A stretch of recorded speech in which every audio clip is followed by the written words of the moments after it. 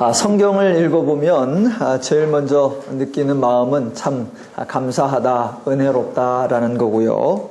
또 한편으로 성경을 읽어보면 참 재밌다라는 생각도 들고요.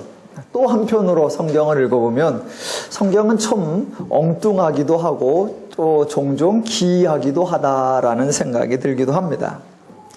자, 엉뚱하다라는 게 무슨 말이냐면 일반적으로 사람끼리 누군가를 소개할 때는 훌륭한 일을 한 사람, 멋진 일을 한 사람, 잘난 사람, 뛰어난 사람, 그런 사람의 직접 이름을 거명하고 그가 행한 일을 소개하는 것, 그게 일반적입니다.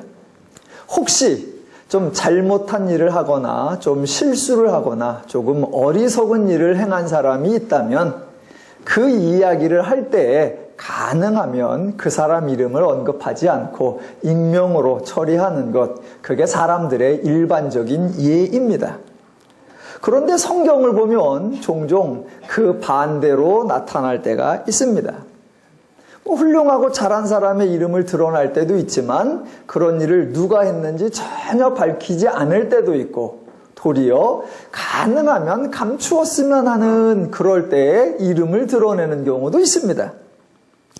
구약에 보면 다윗 시대에 법궤를 수레에 싣고 예루살렘으로 이동시키려고 할 때에 소가 뛰어서 법궤가 쓰러지려고 하자 그것을 잡았다가 죽은 사람이 있습니다.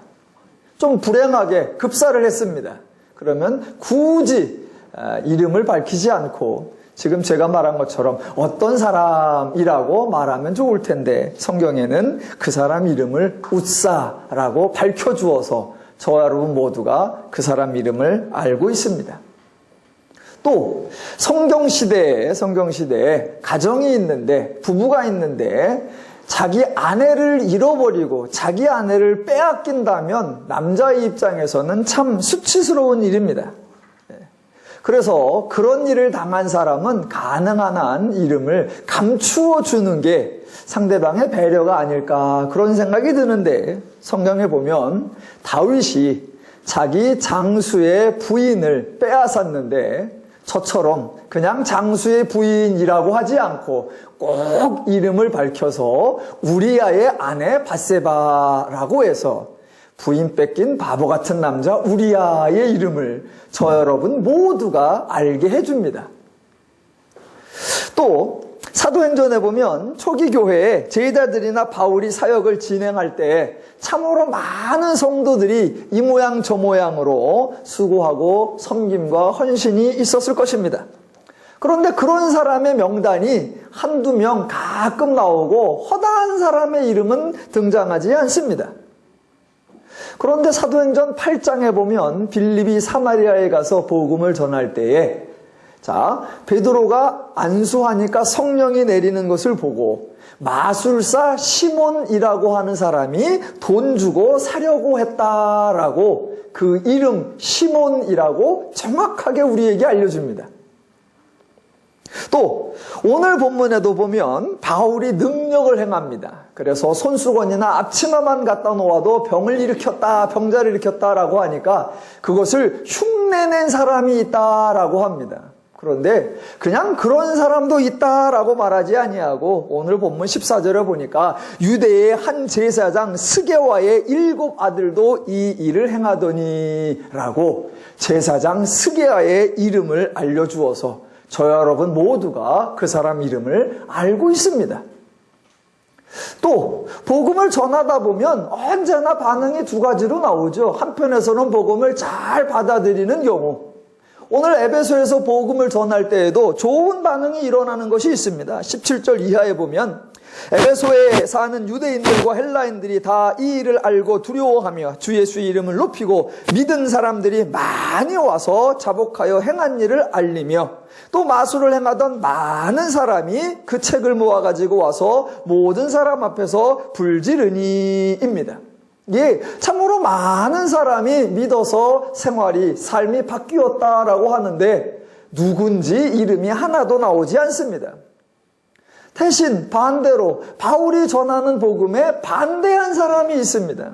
그 사람은 또 이름이 나와요. 24절에 보니까 데메드리오라 하는 어떤 은장색이라고 나옵니다. 굳이 왜 감추고 싶어서 감추면 좀 나을 것 같은 그 사람의 이름을 의도적으로 하는 건가 일부러 하는 건가 왜 이렇게 밝힐까? 제가 요새 고민을 하고 있는데 아직까지는 그 이유를 잘 모르겠습니다. 조금 더 연구해보고 알려지면 제가 기이하게 여기는 걸 여러분에게 풀어보도록 하겠습니다. 자, 여하튼 오늘 본문을 보면 성경에는 크게 두 개의 이야기가 있는 겁니다. 하나는 인간들이 하는 이야기, 하나는 하나님이 하시는 일에 대한 이야기. 그 두 개가 있는데 두 개를 성경은 일부러 대조시켜주는 겁니다. 사람들이 행하는 종교, 사람들이 행하는 죄의 종교, 우상 종교, 이방 종교의 모습을 보여주고 상대적으로 기독교 또는 여호와의 종교 또는 하나님의 종교를 보여주므로 무엇이 옳고 무엇이 참되고 무엇이 인간에게 유익한지를 대조하여 보여주는 겁니다. 그래서 구약에서는 이스라엘과 하나님의 사역을 대조하여 보여주었고 복음서에서는 유대교와 예수님의 사역을 대조하여 보여주었고 사도행전에서는 제자들과 사도들이 복음을 전할 때 가는 곳곳에서 유대인들 또는 헬라인들의 행동을 보여주면서 기독교와 대조시켜주고 있습니다. 저와 여러분이 오늘 사도행전 19장을 통해서 죄의 종교와 하나님의 종교가 어떤 차이가 있는지 한번 비교해보고 뒤이어서 사도행전 전체에서 그렇게 죄의 종교와 하나님의 종교를 대조하는 몇몇 장면들을 점검해 보도록 하겠습니다. 자, 먼저 오늘 본문에서 은장색 은으로 장식을 만드는 사람인 데메드리오라는 사람이 사람들을 모아놓고 하는 말이 25절 중간부터 나옵니다. 이 말 속에 죄의 종교 또는 우상 종교의 독특한 그들의 전형적인 특성이 담겨 있습니다. 25절 중간부부터 보겠습니다. 여러분도 알거니와 우리의 풍족한 생활이 이 생업에 있는데 이 바울이 에베소뿐 아니라 거의 전 아시아를 통하여 수많은 사람을 권유하여 말하되 사람의 손으로 만든 것들은 신이 아니라 하니 이는 그대들도 보고 들은 것이라. 우리의 이 영업이 천하여질 위험이 있을 뿐 아니라 큰 여신 아데미의 신전도 무시당하게 되고 온 아시아와 천하가 위하는 그의 위엄도 떨어질까 하노라 하더라 입니다. 하나 더 보시면 쭉 내려가서 34절. 그들은 그가 유대인인 줄 알고 다 한 소리로 외쳐 이르되 크다 에베소 사람의 아데미여 하기를 2시간이나 하더니입니다. 지금 데메드리오와 또는 에베소 사람들의 말과 행동 속에 죄의 종교의 대표적 특성이 담겨 있습니다. 죄의 종교의 대표적 특성이 뭐냐면 바로 인간이 신을 위하고 인간이 신을 보호하고 인간이 신을 염려하고 인간이 신을 지켜준다라는 것입니다. 데메드리오와 에베소 사람들의 한 말의 핵심이 뭐냐면 아데미의 위엄이 떨어질까 하노라. 아데미의 신전이 무시당할까 하노라 라는 겁니다. 행여 아데미의 존귀, 아데미의 영광, 아데미의 위엄, 아데미의 품위가 떨어질까 걱정되니 자신들이 막아주어야 한다는 것. 대신 자신들이 아데미를 높여주어야 한다는 것. 그래서 크다 에베소의 아데미요라고 2시간 동안이나 외쳐댄다는 겁니다. 그렇게 아데미 신을 보호하는 것이 자신들의 사명이요 자신들의 책임이라고 생각하는 것입니다. 인간의 신을 위하고 인간의 신을 지켜주고 인간의 신을 보호해주는 것, 그게 죄인들의 종교, 죄쪽 종교의 전형적인 사고방식입니다. 데메드리오뿐만 아니라 성경 여기저기에서도 그런 종교적 현상이 자주 보입니다. 사도행전에 보면 다른 곳에도 나오는데 사도행전 6장을 보시면 스데반이 잡혀서 공회에 끌려가서 재판을 받는 장면이 있습니다. 그때 스데반이 고소당한 내용이 무엇인지 아십니까? 사도행전 6장 13절에 이렇게 나옵니다. 거짓 증인들을 세우니 이르되 이 사람이 이 거룩한 곳과 성전입니다. 이 거룩한 곳과 율법을 거슬러 말하기를 마지 아니하도다입니다. 즉 스데반이 성전과 율법을 거룩한 것을 모독했다라는 겁니다. 그런 모독을 당하지 않도록 자신들이 성전과 율법을 막아야 되고 자신들이 성전과 율법의 거룩성을 지키고 보호해야 한다는 겁니다. 그래서 성전과 율법을 거슬러 말하는 저 스데반을 살려둘 수 없고 징계해야 한다. 자신들이 신의 영역, 자신들의 신의 권위를 지켜주어야 한다라는 것입니다.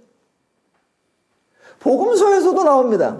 여러분, 예수님이 재판받으시는 장면에서도 죄인들의 사고방식, 죄적 종교의 특성이 그대로 드러납니다.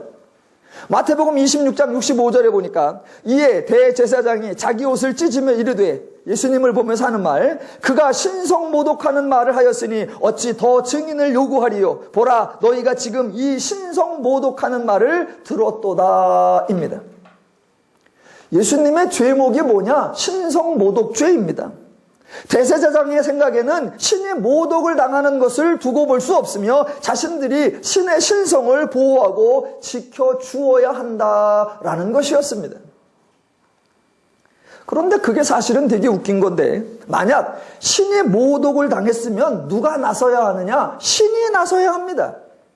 모독을 당한 당사자인 신이 분해하고 신이 성질내하고 신이 보복을 해야 합니다. 그런데 정작 신은 가만히 있는데 사람들이 신을 위한다고, 사람들이 신을 지킨다고, 사람들이 신을 보호하겠다고 나섭니다. 이런 걸 종교적 전문용어로 오바한다라고 합니다. 죄의 종교의 특성입니다. 인간이 신을 위하고 인간이 신을 지키고 인간이 신을 보호한다는 것, 죄의 종교 전형적인 특성입니다. 기독교는 타종교와 다르고 기독교의 하나님은 타종교의 신과 완전히 다릅니다. 그래서 타종교적 사고방식이 기독교에 들어와서도 안 되고 타종교에서 쓰이는 표현이 기독교에서는 사용되어져서는 안 됩니다. 오늘 본문에서 에베소 사람들이 뭐라고 했느냐? 큰 신 아데미의 신전이 무시당하고 그의 위엄도 떨어질까 염려하노라 라고 했는데, 기독교는 그런 사고방식, 그런 표현이 나와서는 안 됩니다. 큰 신 하나님이 무시당하고 큰 신 하나님의 위엄이 떨어질까 염려한다, 그런 사고방식이나 표현이 없어야 합니다. 인간이 신을 위하고 인간이 신을 섬기는 듯한 그런 표현도 없어야 합니다. 그런데 안타까운 것은 오늘날 기독교에서, 오늘날 교회에서, 오늘날 성도들의 표현에서 죄인들의 종교적 표현과 유사한 것들이 너무 많이, 너무 자주 사용된다는 겁니다. 하나님이 무시당할까 걱정하고 하나님의 위엄이 떨어질까 걱정하면서 교인들도 말하기를 하나님의 영광을 높여드려야 한다, 하나님의 진리를 사수해야 한다, 하나님의 교회의 위엄을 지켜야 한다라는 말을 자주 합니다. 아니요, 기독교에 적합한 말이 아닙니다. 기독교는 전혀 다르단 말입니다. 물론 기독교가 하나님을 믿기에 하나님의 위엄, 하나님의 존귀, 하나님의 영광을 강조합니다. 그런데 하나님의 위엄, 하나님의 존귀, 하나님의 영광을 강조할 때에 그 하나님의 존귀나 위엄이나 영광을 지키고 보존하고 유지해야 하는 존재가 누구냐? 바로 하나님 자신입니다. 인간이 하나님을 영화롭게 하거나 인간이 하나님의 위엄과 존귀를 지켜드려야 하는 것이 아니라 하나님 스스로가 하나님의 존귀, 하나님의 영광, 하나님의 위엄을 스스로 나타내고 스스로 지키고 스스로 보호한다는 것입니다. 인간이 위해 주는 게 아니라 하나님이 그것을 지키는 것이며, 더 나아가 그 하나님이 하나님의 영광과 존귀와 위엄을 유지할 뿐만 아니라 그 하나님의 존귀와 위엄과 영광을 인간에게도 나누어주며 인간을 존귀롭게, 인간을 영화롭게까지 만들어주는 것, 그게 기독교의 특성이요 하나님의 성품입니다. 영광에 관한 대표적인 성경 구절이 이사야 42장 8절입니다. 나는 여호와이니 이는 내 이름이라. 나는 내 영광을 다른 자에게 내 찬송을 우상에게 주지 아니하리라. 예. 9절 내 이름을 위하여 내가 노하기를 더디할 것이며 내 영광을 위하여 내가 참고 너를 멸절하지 아니하리라. 11절 나는 나를 위하며 나를 위하여 이를 이룰 것이라. 어찌 내 이름을 욕되게 하리요 내 영광을 다른 자에게 주지 아니하리라. 예, 하나님의 영광을 강조하십니다. 그런데 하나님의 영광을 강조하는 건 영광에 집착한다는 것이 아니라 하나님의 영광, 하나님의 위엄, 하나님의 존귀를 잃어버리지 아니하시겠다라는 의도입니다. 인간에게 그런 걸 해달라고 요구하는 것이 아니라 하나님은 이미 영광스럽고 존귀스럽고 위엄이 있으신데 그것을 하나님 스스로 잃어버리지 않겠다는 것입니다. 만약 인간이 죄인인 상태에서 회복을 하지 못하거나 인간이 죄인인 상태로서 하나님의 은혜를 누리지 못하게 된다면 그것이 하나님이 실패하는 것이고, 인간이 구원을 받지 못하고 인간이 하나님의 자녀가 되지 못하면 그것이 하나님의 영광과 하나님의 위엄을 잃어버리는 것이 되어버리기에 하나님은 죄인을 구원하고 죄인을 회복하고 치유하고 온전하고 행복하게 만들어 내겠다는 겁니다. 그렇게 죄인을 변화시키고 그렇게 죄인을 치유해내고 그렇게 죄인을 구원해내는 것, 그것이 바로 하나님의 영광을 드러내는 것이며 그것이 바로 하나님의 존귀와 하나님의 위엄을 지키는 것이며 유지하는 것이라고 하나님이 선언하십니다. 그러니까 죄의 종교는 인간이 신을 위하는 것을 하고 기독교는 하나님이 인간을 위해 주고 기독교는 하나님이 인간을 영화롭게 하는 것, 이게 하나님의 은혜의 종교의 특성입니다. 찬송도 마찬가지입니다. 찬송. 기독교는 인간에게 찬송하라고 명령하거나 의무를 부과하지 않습니다. 성경의 찬송이라고 하는 것은 인간에게서 찬송이 나오도록 하나님이 만들어내시고 인간에서 찬송이 터지도록 하나님이 역사하시겠다는 하나님의 선언입니다. 그래서 기독교의 찬송은 절대로 의무가 아니라 은혜 받은 자, 축복 받은 자, 선물 받은 자의 감탄이고 하나님에 대한 반응입니다. 찬송에 관한 대표적인 구절이 이사야 43장 21절이죠. 다 아시는 거. 이 백성은 내가 나를 위하여 지었나니 나를 찬송하게 하려 함이라. 이 구절이 중요한데 더 중요한 거는 그 구절 앞에 있는 거란 말입니다. 이 백성을 나를 찬송하게 하도록 지으셨다. 그 말이 무슨 말이냐? 그 앞에 이렇게 나옵니다. 19절부터. 보라, 내가 새 일을 행하리니 이제 나타낼 것이라. 너희가 그것을 알지 못하겠느냐? 반드시 내가 광야의 길을 사막에 강을 내리니 장차 들짐승꽃 승냥이와 타조도 나를 존경할 것은 내가 광야의 물을 사막에 강을 내어 내 백성 내 택한 자에게 마시게 할. 예, 목마른 자를 위해서 광야에서 물을 내고 목마른 자를 위해서 사막에서 강을 내어 마시게 하겠다는 겁니다. 그러면 그 물을 마신 자는 너무나 감격스럽고 너무나 고맙고 너무나 은혜로워서 하나님께 감사하고 하나님의 은혜를 기뻐하고 하나님을 존귀케 하더라라는 겁니다. 그런 반응을 만들어내도록, 그래서 인간에게 찬양이 나오도록 누가 수고하느냐? 하나님이요. 인간은 목말라 있을 때에 광야에서 물을 내는 자 하나님이시고 광야에서 강을 내는 자 하나님이시고 목마른 자에게 물을 주시는 분 하나님이시고, 그럼 인간은 뭐 하는 거냐? 물을 마시는 거예요. 그래서 해가 하니까 너무나 숨통이 트이고 이제 살만하니까 와 살만하다. 이렇게 해주신 하나님 고맙습니다. 애쓰셨습니다. 그게 찬양이에요. 그렇게 찬양이 나오도록 누가 만들어내시느냐? 하나님이 만들어내시고 그렇게 만들어내는 것, 그게 바로 하나님의 영광, 하나님의 존귀, 하나님의 위엄을 하나님 스스로 지키는 거며 유지하는 거며 드러내시는 것입니다. 오늘날 우리 교회들 가운데 너무나 많은 표현들이 이게 기독교의 표현이 아니라 죄적 종교의 전형적인 사고방식을 담고 있는 것이 많습니다. 참 많이 바뀌어야 합니다. 그래서 오늘 사도행전 19장에서 데메드리오의 이 표현을 통해서 인간이 신을 위하는 건가, 신이 인간을 위해 주는 건가, 죄의 종교와 기독교의 극명한 차이를 드러내고, 본문 말고도 사도행전에는 여러 곳에서 우리가 이미 살펴보았는데 여러 곳에서 죄의 종교의 모습들을 보여주고 그에 상응하는 그것과 전혀 다른 우리가 따라가야 하는 신앙의 기독교의 참된 모습을 보여주는 게 여러 번 있었습니다.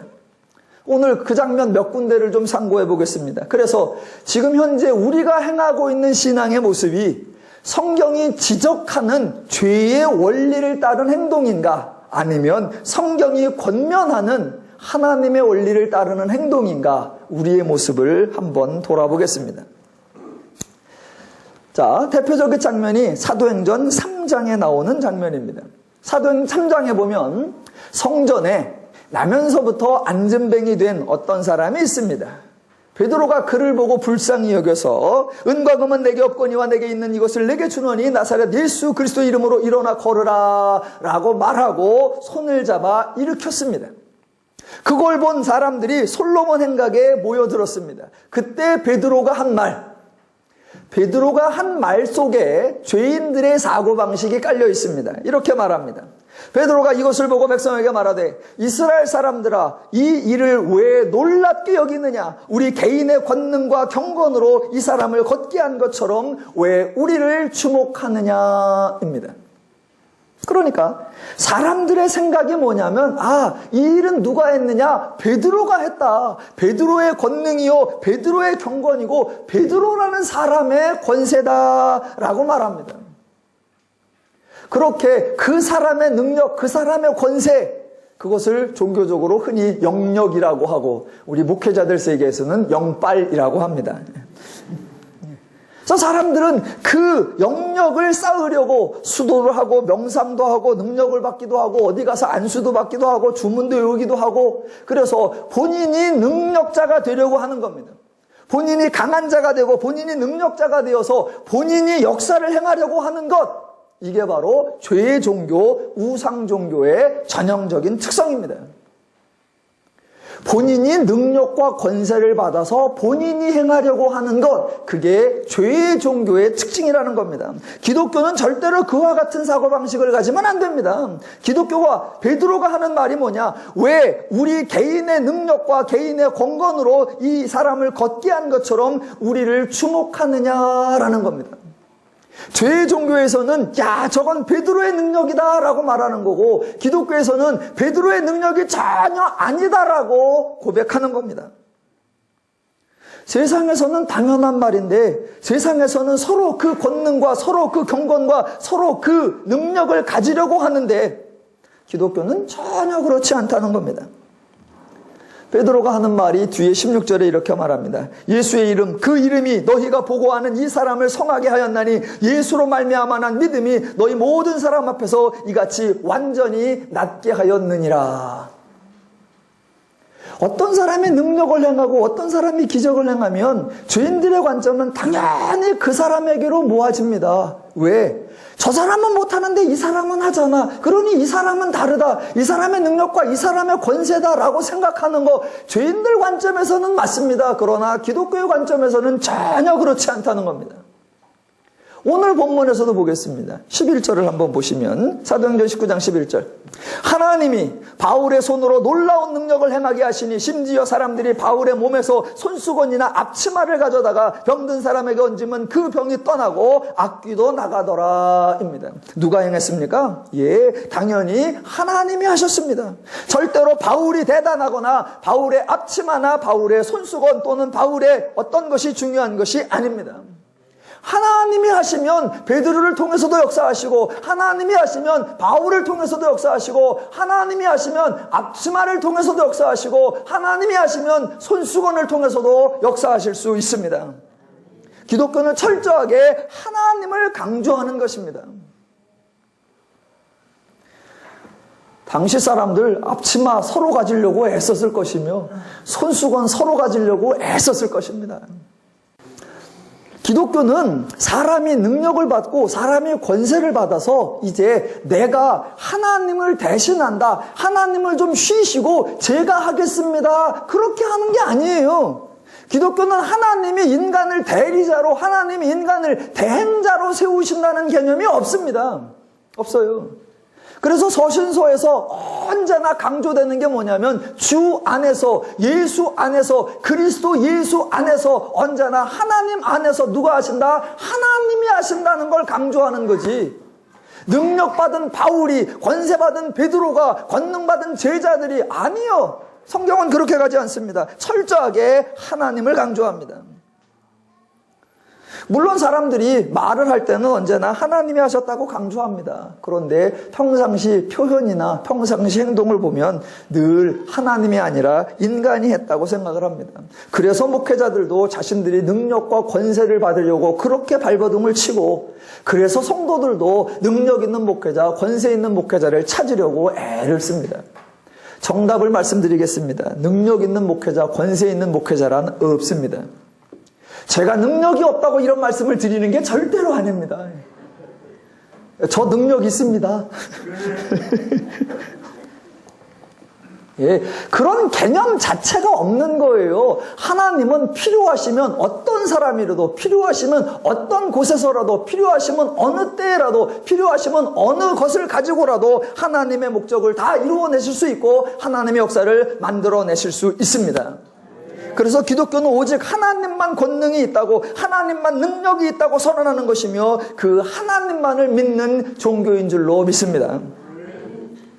그래서요, 사도행전 3장이나 오늘 사도행전 19장에서 베드로나 바울이 이적과 기적, 권능과 능력을 행사한 후에 달라지는 것이 없습니다.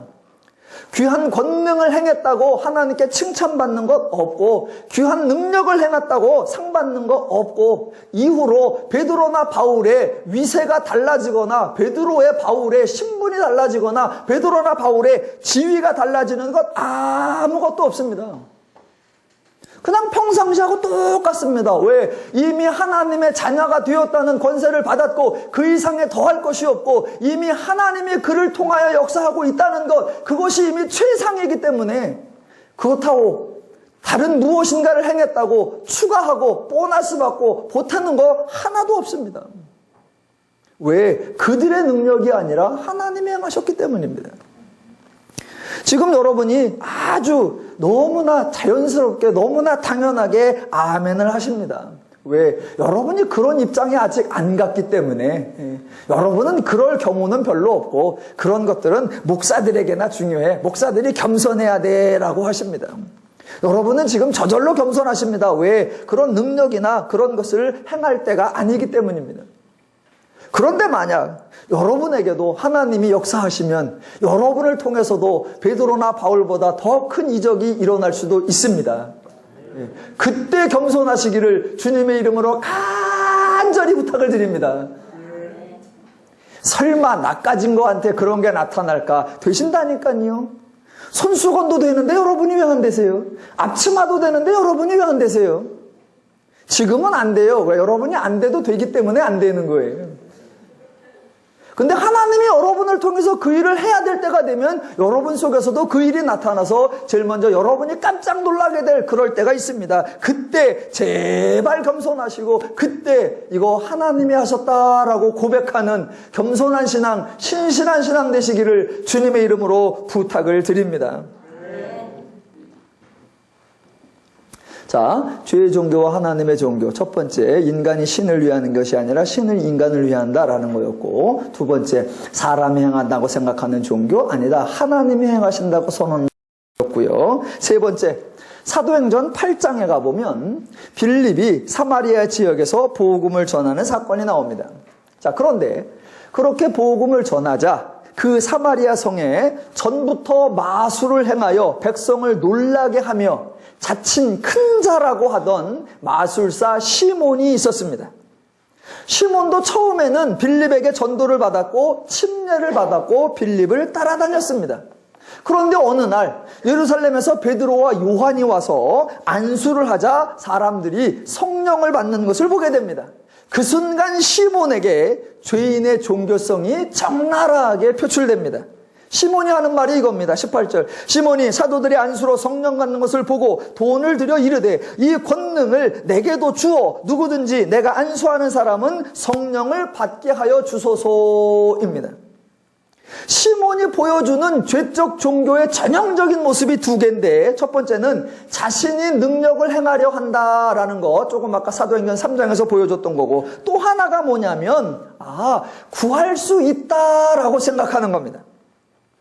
지금 시몬은 성령을 포함한 기독교의 모든 내용을 구할 수 있는 것, 얻을 수 있는 것, 가질 수 있는 것, 살 수 있는 것으로 생각한 겁니다. 그렇게 생각하니까 자신이 소유한 후에는 남에게 줄 수 있는 것, 팔 수 있는 것, 거래할 수 있는 것이라고 생각했다는 겁니다. 어떤 분이 이 본문을 읽으시더니 와, 제발 목사들이 시몬만 같아라 그러시더라고요. 아니 그게 무슨 소리예요? 시몬만 같아라 그랬더니, 아니 시몬이 뭘 잘못했냐? 남의 것을 뺏으려고 한 것도 아니고 남에게 공짜로 얻은 것도 아니고 돈을 주고 사려고 했으니 얼마나 정당하고 얼마나 합리적이고 얼마나 옳으냐. 그걸 공짜로 달라는 것이 얄밉고 치사한 거지, 시몬은 얼마나 건강했냐, 공정거래에 얼마나 합당하냐. 더도 말고 시몬만 같아라 그러더라고요. 그 말을 들어보니 또 그것도 같아. 뭐 넘어갈 수는 없고 또 고민을 했죠. 자, 그렇게 시몬이 돈을 줄 테니까 달라라고 할 때, 자, 그게 죄인의 전형적 특징일 때 베드로가 이렇게 대답합니다. 20절. 내가 하나님의 선물을 돈 주고 살 줄로 생각하였으니입니다. 중요한 단어가 뭐냐면 선물이라는 단어입니다. 선물, 다른 표현으로 은혜입니다. 기독교는 전적으로 절대적으로 하나님의 은혜의 종교라는 것입니다. 기독교는 하나님이 먼저 하나님이 주시는 종교입니다. 자, 아니 시몬이 값주고 산다는 게 그게 뭐가 잘못됐느냐? 그게 왜 죄의 전형적인 특징이냐? 자, 기독교의 특징을 아시면 그게 얼마나 죄적인가를 압니다. 자, 보세요. 왜 돈 주고 팔지는 않으면서 거저 은혜로는 주겠다고 하느냐? 하나님이 은혜를 베푸시는 데에는 이유가 있습니다. 자, 은혜를 베푸는 이유 첫 번째는 죄인은 무엇을 구해야 하는지를 모르기 때문에 하나님이 은혜로 주십니다. 죄인은 구해야 할 것을 구해야 되는데 무엇을 구해야 하는지를 모릅니다. 그래서 옳은 것, 바른 것, 참된 것을 구한 적이 없습니다. 성경을 보시면, 자, 창세기 12장부터 여호수아 24장까지 하나님께서 아브라함에 약속하셔서 약속을 이루어가는 얘기가 쭉 나옵니다. 그런데 그 중간에는 이스라엘이 하나님께 구하는 장면이 안 나옵니다. 왜? 하나님이 먼저 찾아오셔서 먼저 약속하시고 먼저 역사하시고 먼저 도와주시고 먼저 앞서가시니까 구할 일이 없습니다. 그래서 그들이 가나안 땅에 잘 도착을 합니다. 그런데 자, 사사기를 지나서 사무엘상에 들어가니까 드디어 이스라엘이 하나님께 직접, 그것도 구체적으로 하나님께 구하는 것이 있었습니다. 그게 뭐였냐면 바로 왕입니다. 여러분, 과연 이스라엘에게 절박한 것이 왕이었나요? 왕만 있으면 모든 문제가 해결되나요? 좋아요. 이스라엘이 왕을 구하니까 자신들이 구한 대로 왕을 얻었습니다. 그렇게 왕을 얻으니 이스라엘이 행복했나요? 그렇게 왕이 있으니 그 왕의 혜택을 많이 보았나요? 하나님은 신명기에서 이미 경고하셨습니다. 너희가 왕을 구하면 후일에 백성들이 왕의 종이 될 거라라고 알려주셨는데, 백성들은 그 하나님 말씀 귀 기울이지 않았고 결국 자기들의 뜻대로 구해서 왕을 얻었고 마침내 하나님의 경고대로 왕의 종이 되었습니다. 인간들은 무엇을 구해야 할지를 죄인들은 모릅니다. 복음서에서도 마찬가지예요. 제자들이 예수님께 나와서 구한 적이 있습니다. 자기들이 구하기가 민망하니까 엄마를 동원해서, 마마보이는 이미 2000년 전부터 있었어요. 엄마를 동원해서 예수님께 구했습니다. 주의 나라에서 하나는 주의 우편에 하나는 주의 좌편에 있게 해달라라고 했습니다. 그때 예수님의 대답하시는 거 아주 간단한 한마디입니다. 너희는 너희가 구하는 것을 알지 못하는도다. 끝. 예. 죄인들이 구할 것을 구해야 뭔가 돈을 주고 팔아보든가 받아보든가 할 텐데 구할 것을 구하지 못하니까, 꼭 필요한 건데 아무도 구하지 않으니까 하나님께서 은혜로 주실 수밖에 없는 겁니다. 또 하나님이 은혜로 주시는 두 번째 이유, 하나님이 주시는 것은 값을 정할 수 없기 때문에 은혜로 주십니다. 여러분, 값이라는 것은 동등한 가치를 의미합니다. 여기 하나님이 주시려고 하는 것이 있다. 그러면 인간이 돈을 내고 사려는 것이 있다. 그러면 그에 상응하는 가치가 되어야 그래서 정당한 거래가 될 수 있는데, 하나님이 주시는 것은 인간이 구할 수도 없고 얻을 수도 없고 비교할 수도 없는 겁니다. 그래서 상응하는 값이 없습니다. 당연히 값이 없으니 값을 주고 살 수도 없고 당연히 하나님이 은혜로 주시는 겁니다. 그런데 죄인들은 하나님이 주시는 게 뭔 줄을 모르고 그게 얼마나 귀하고 그가 얼마나 인간에게 얻을 수 없는 건지를 모르니까 다른 곳에서도 얻을 수 있는 것이라고 생각하고 적절한 가치로 대체할 수 있다고 생각을 하니까 값을 주고 사겠다라는 발칙한 생각, 어리석은 생각, 미련한 생각을 하는 것입니다. 기독교가 하나님이 주시는 종교고 기독교가 하나님이 은혜로 주시는 종교인 것을 안다면 기독교에서는 돈 주고 산다는 생각 전혀 없고 더 나아가 무엇이든 어떻게든 하나님께 얻으려고 하고 하나님께 구하려고 한다는 그런 사고방식도 모두 없어지게 되는 겁니다. 왜? 하나님은 먼저 행하시는 분이요 하나님은 은혜로 먼저 주시는 분이기 때문입니다. 그래서 기독교에는 죄의 종교와 다르게 기독교적 사고방식에 의하면 은혜를 받자 이런 개념 없는 것이고 하나님께 구하자 그런 사고방식도 없는 겁니다. 그런 것도 없는 거예요.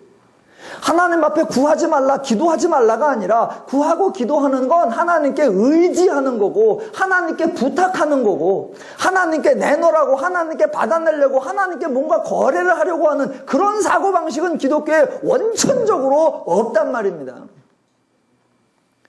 시몬이 받았던 사도행전 8장의 성령도 이미 하나님께서 구하기도 전에 먼저 선물로 주셨습니다. 제자들과 사마리아 사람 모두에게 하나님이 은혜로 주셨단 말입니다. 그렇게 은혜로 주신 것을 이제서 돈 주고 살 이유가 전혀 없고 모두가 받은 것을 돈 주고 사겠다고 나설 이유가 전혀 없습니다. 그런데 하나님을 모르니까 기독교의 특성을 모르니까 죄적 종교와 죄적 사고방식에 빠져 있으니까 그것을 돈은 주고 살 수 있을 것처럼 생각하고 그것을 사면 자기가 능력과 권세가 있어서 자기가 행할 수 있을 것처럼 생각하는 거 그게 죄적입니다.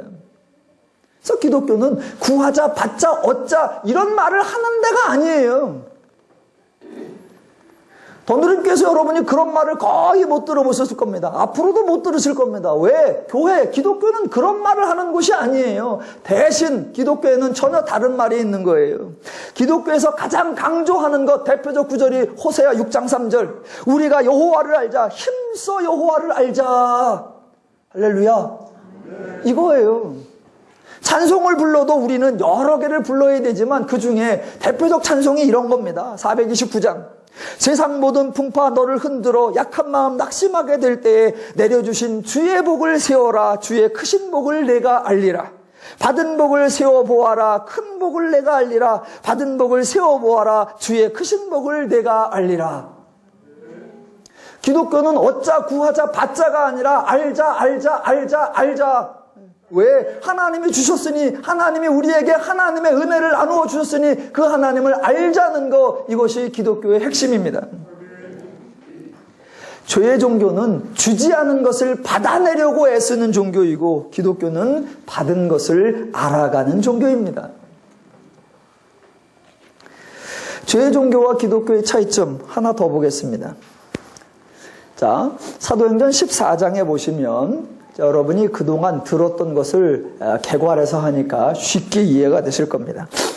14장에 보면 루스드라라는 지역에서 바울이 복음을 전도하다가 그때에도 발을 쓰지 못하는 사람을 또 고쳐주는 그런 치유하는 사건이 있습니다. 자, 그렇게 또 나면서부터 걷지 못하는 발을 못 쓰는 사람을 고쳐주니까 사람들의 반응이 일어나는데 그 반응이 전형적인 죄의 종교의 특성입니다. 자, 14장 11절에 이렇게 나옵니다. 무리가 바울이 한 일을 보고 루가오니아 방언으로 소리질러 이르되 신들이 사람의 형상으로 우리 가운데 오셨다 하고 바나바는 제우스라 하고 바울은 그 중에 말하는 자이므로 헤르메스라 하더라. 시외 제우스 신당의 제사장이 소와 화환들을 가지고 대문 앞에 와서 무리와 함께 제사하고자 하니입니다. 바울이 능력을 행하니까 이 사람을 신성화해서 이 사람에게 제사 드리고 이 사람을 신처럼 대접하려고 했다라는 겁니다. 그 행동 속에 깔려있는 저들의 사고방식, 죄적 인식 기준을 여러분이 이해하셔야 합니다. 그 사람들 마음속에 깔려있는 죄적 사고방식이 뭐냐면 이 사람들은 다르다, 이 사람들은 특별하다는 겁니다. 왜? 신은 아무나 택하지 않으니까. 다른 말로 하면 이런 사람들은 정말로 탁월한 사람이고 이런 사람들은 구분된 사람이다. 쓸만하니까, 준비가 되었으니까, 남들보다 나으니까 신이 선택했다라는 겁니다. 인간들끼리 자기보다 낫고 자기보다 우수하고 자기보다 탁월한 사람이 있으면 사람들은 존경을 합니다. 그런데 그 존경이 종교적 차원으로 딱 넘어가면 섬김이 되고 숭배가 됩니다. 위험한 겁니다. 자, 그들이 그렇게 바울과 실라를 향하여 화환을 가져오고 소를 가져와서 제사하려고 했다라는 겁니다. 차별화하고 그것을 당연하게 받아들이고 그들은 경배받아야 합당하다라고 생각했다는 겁니다. 전적인 죄의 사고방식입니다. 기독교는 인간에 대하여 모든 인간은 똑같다라고 선언합니다. 피조물로서 똑같은 입장이고 죄인이라는 사실은 똑같고 인간이 가진 모든 것 하나님께서 달란트로 주신 것이라는 의미에서 똑같고 그래서 인간의 우열과 차별을 막는 근거는 전혀 없다라는 것이 기독교의 선언입니다.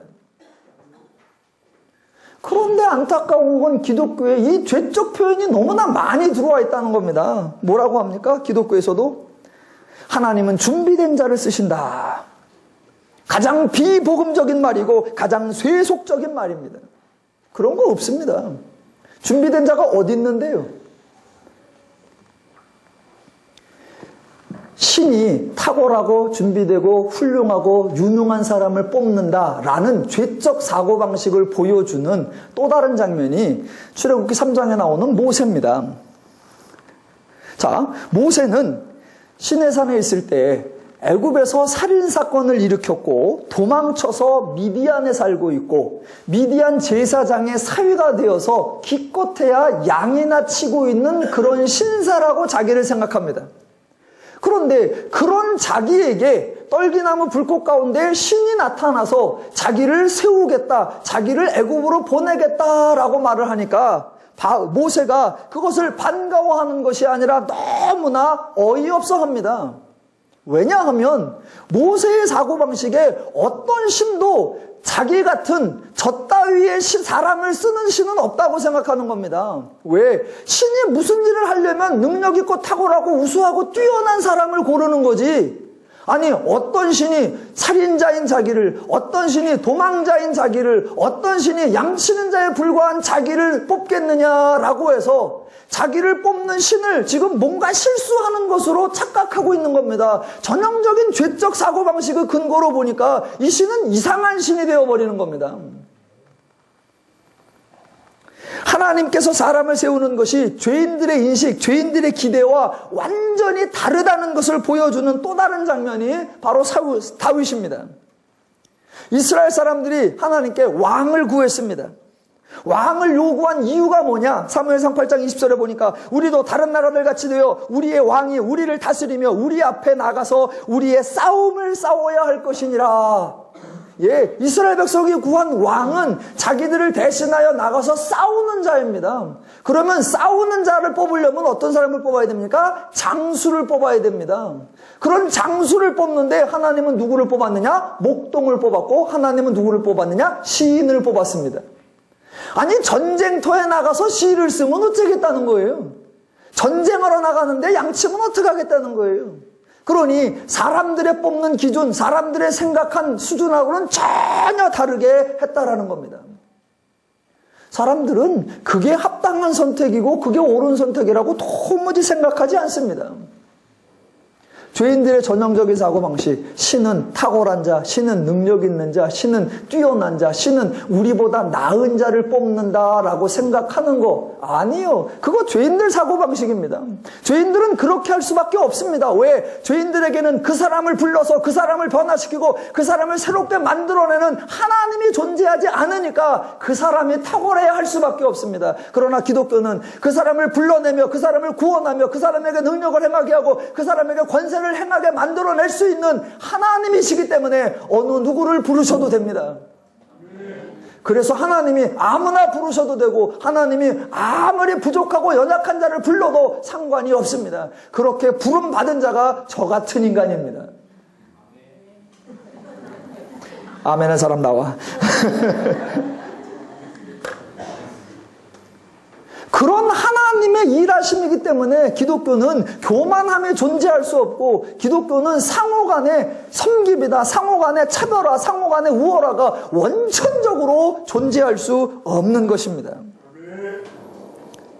루스드라 사람들이 바울과 실라를 향해서 제사를 드리려 하고 신이 인간의 형상으로 왔다라고 그렇게 차별화로 섬겨주려고 할 때 그때 바울의 반응이 무엇이었습니까? 자신을 섬겨주고 자신을 높여주니까 그냥 모른 척하고 받았을까요? 아니면 그럼 나 정도 되면 이런 대접 받을 만한 자격이 있다라고 생각했을까요? 아니요. 바울이 기독교인의 아름다운 모습의 본을 보여줍니다. 15절 이르되 여러분이여 어찌하여 이러한 일을 하느냐 우리도 여러분과 같은 성정을 가진 사람이라 우리는 같은 성정 같은 수준 동일한 차원이다 라고. 여러분 세상에서는 상대방을 어떻게든 높여주고 섬겨주는 그런 측면이 있습니다. 왜? 그래야 그의 혜택을 받을 수 있을 거라고 생각하기 때문에 그렇게 상대방이 높여주고 위해주려고 할 때 기독교는 아는 자가 먼저 믿은 자가 성숙된 자가 그것을 거부해낼 수 있어야 합니다. 거부해낼 수 있어야 돼요. 섬겨주려고 할 때 내가 뭐 굳이 섬겨달랬나? 그런데 섬겨주는 걸 내가 또 뭐 굳이 그렇게 거부할 것까지야. 내가 높여달라고 그랬나? 상대가 알아서 높여주는데 그걸 또 그렇게 깔끔 떨 필요가 있나? 예, 있습니다.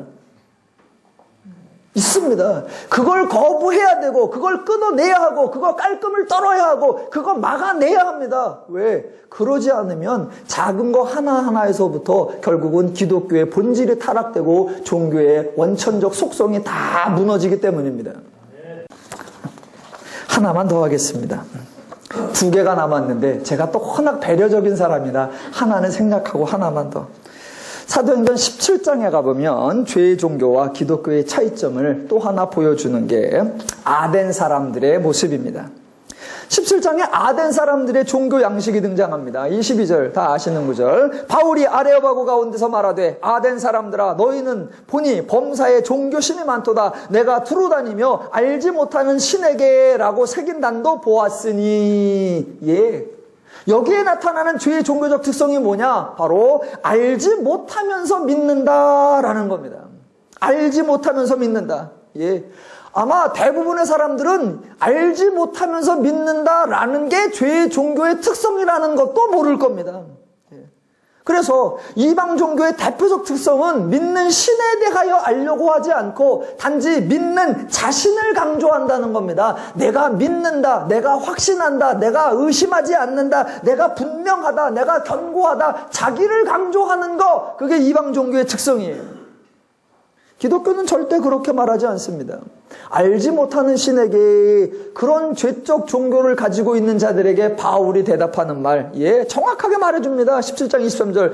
너희가 알지 못하고 위하는 그것을 내가 너희에게 알게 하리라. 예, 기독교는 하나님 즉 믿는 대상을 알게 하는 것, 그게 기독교의 특성입니다. 알지 못하면, 배우지 않으면 누구나 자동적으로 죄의 원리로 행할 수밖에 없습니다. 사람들은 대부분 배우려 하지 아니하고 단지 어떤 종교적 현상이나 어떤 종교적 능력이나 어떤 종교적 조건들을 가지려고 합니다. 앞에서 살펴보았던 사마리아에서 마술사 시몬이 하나님을 알려고 하지는 않고 성령을 안수하면 줄 수 있는 그것을 사려고만 했습니다. 왜? 자신이 은혜 받은 것을 모르고 자신이 그런 권능 하나 가진 것보다 하나님의 자녀가 되어 하나님 나라의 기업을 이은 자가 되었다는 사실을 전혀 모르기 때문에 더 큰 것을 가진 자가 작은 것을 돈 주고 사려 하는 어리석은 행동을 합니다. 왜? 배우지 않으니까.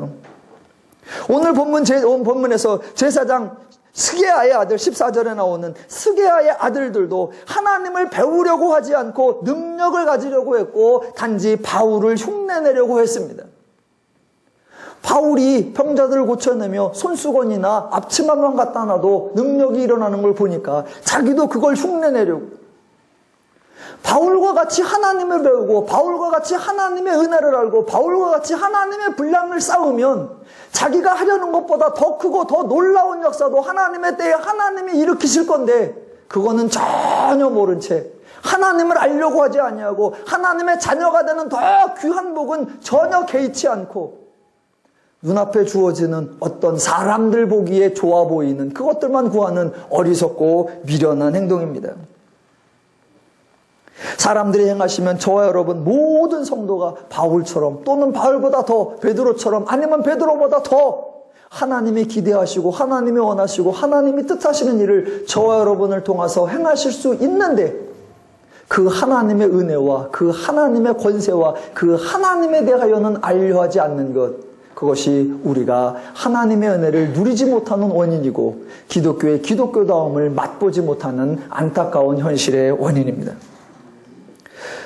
사람들은 오늘 본문에서 사도행전 19장 그러면 대표적으로 기억하는 것이 바울의 앞치마 손수건 아마 그런 걸 기억하실 겁니다. 그러나 오늘 사도행전 19장을 자세히 읽어보시면 바울이 행한 가장 귀한 사역, 바울이 가장 지속적으로 행한 사역, 바울이 가장 오랫동안 해온 사역은 이적과 기적이 아니라 가르치는 사역이었다는 것을 아실 수 있을 겁니다.